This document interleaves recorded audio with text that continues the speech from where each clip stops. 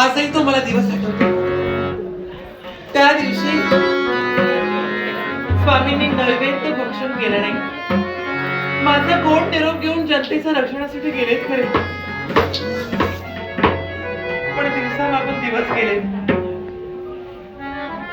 वर्षामागून वर्ष झाली. हा म्हणता 12 वर्षाचा प्रदीर्घ काल लोटला. आज 12 वर्ष झाली. स्वामींचा आगमन अजूनही झालं नाही. माझे स्वामी सुखरूप त्रस दिला. परमेश्वरा, माझा तर फक्त तुझ्यावर विश्वास आहे. स्वामी अजूनही आले नाही तरी सुद्धा ते येतील या आशा माझ्या मनात आहे. आणि म्हणून ते देवा,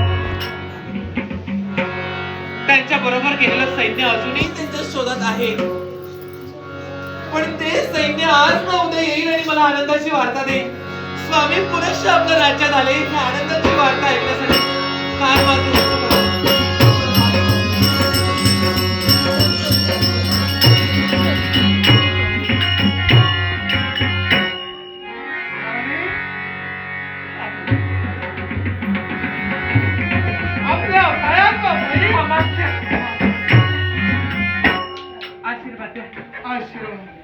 आपण मला नतमस्तक झाला. वयाला जरी आम्ही मोठे असलो तरी मानाला आपण श्रेष्ठ अर्थात महाराणी अमात्य अभिवादन करतो.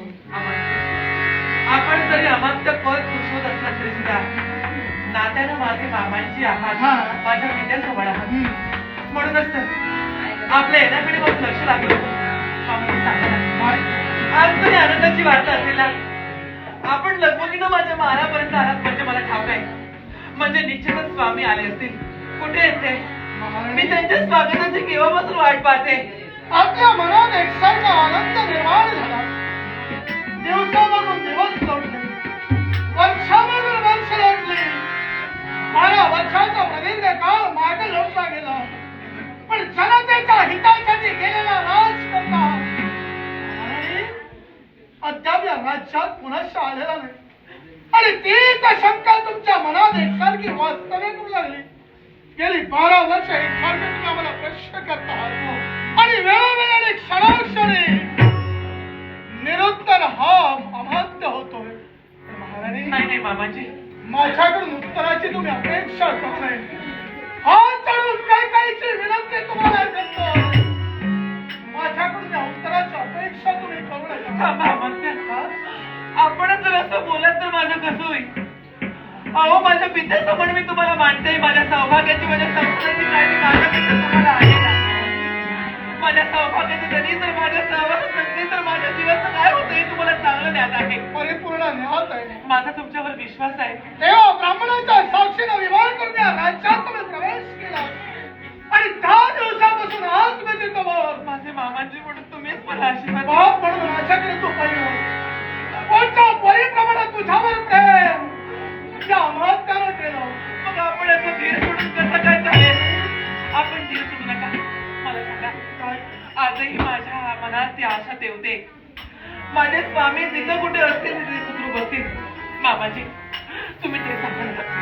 तुम्ही तरी मला सांगा, माझे स्वामी जिथं असतील तिथे सुखरूप असतील ना? तुमच्या मनात शंका वाढू लागली. तुमचे स्वामी जिथं असतील तिथं सुखी असतील की नाही मग तुमचं साशंकित होऊ लागलं. आजपर्यंत या प्रश्नाचं उत्तर या अमात्यानं तुम्हाला दिलं नाही. वेळोवेळी मी ते टाळत आलो. आता मात्र माझ्या संयमाचा पांढरा म्हणजे माझ्यावर असताना माझा संतोष कुठेतरी भेट खाऊ लागला. मामांच्या का बोलता तुम्ही? माझ्या सौभाग्याची देवता सुखरूप असेल ना? त्या प्रश्नाचं उत्तर मी आज तुम्हाला देणार आहे. आणि या प्रश्नाचं उत्तर जर तुम्हाला हवं असेल तर स्वतःचं मन पाषाणाप्रमाणे घट्ट करा. का बोलता? मनाच्या ठिकाणी उत्कंठा निर्माण झाली आहे. कुठेतरी त्या उत्कंठेला स्थिरता द्या. ज्या जनतेच्या हितासाठी आतापर्यंत तुम्ही झटता त्या जनतेचा विचार करा. आणि मी ते सांगणार आहे ते स्वतःचं मन घट्ट करू नये का? काय सांगणार तुम्ही? महाराणी, मामाजी सांगा, आपण काय सांगणार मला? शास्त्राधार बोलतोय.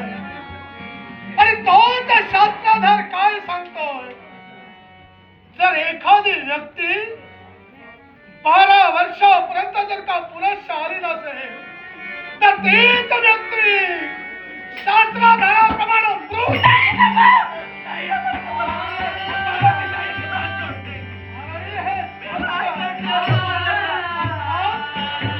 तुम्ही जर असं बोललात तर माझं कसं व्हायचं मला सांगा.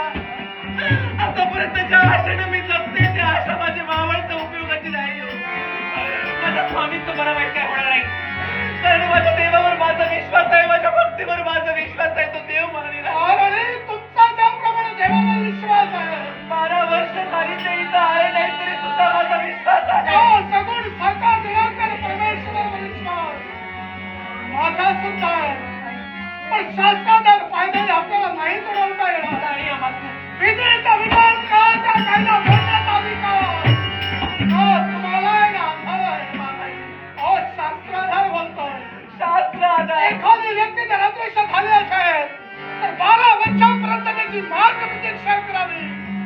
हा धर्मशास्त्रानं नियम घालून दिला. मग तो धर्मशास्त्राचा नियम आणि सामान्य माणसाला तुडवायचा का? नाही नाही मी पाहते तुडवल असं सांगत नाही, पण तरी सुद्धा माझी आशा आहे. माझा परमेश्वर मला पदोपदी या क्षणाची जाणीव करून देतोय की माझ्या सौभाग्याच्या दिवसांनी त्यांना काही झालेलं नाही. ऑलरेडी आशा आहे. आज 12 वर्ष झाले ते माझ्या संसारात आहे नाही एवढी आशा याच्या पुढे फळाला येणार नाही. तुम्ही असं बोलू त्या नका. आशेचा विमान फक्त विनाश नाही आणि सोबत स्वतःला नाही, असं नाही होऊ शकणार. स्वतःचा मूळ पाषाणाप्रमाणे घट्ट कर. निदान स्वतःसाठी नव्हे तर पुत्राप्रमाणाच्या जनतेचं पालन केलं त्या जनतेच्या सुखासाठी तरी हा निर्णय तुम्हाला मान्य मी करावा लागेल. जनतेच्या सुखाचा विचार करते मामाजी, कारण आज 12 वर्ष झाली या राजगादीला राजकर्ते अजूनही स्थानापन्न झालेले नाहीत. आतापर्यंत 12 वर्ष राजकर्ते नाही सारी माझी भोळी भावडी जनता हुकलेली आहे. माझी जनता सुद्धा अशा अपेक्षेने आपल्या राजकर्त्याची वाट पाहत असेल ना हो.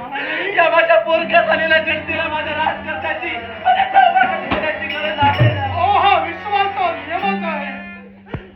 जर मातेला मनाच्या ठिकाणी इच्छा बाळगली असेल तर त्या मातेच्या इच्छेसाठी झटणं हे प्रत्येक मुलाचं कर्तव्य आहे. अर्थात जी वेळी आशा तुम्ही तुमच्या अंतरी बाळगला तीच वेळी आशा त्या लाख जनतेला आतापर्यंत बाळगली. पण आता मात्र नाही.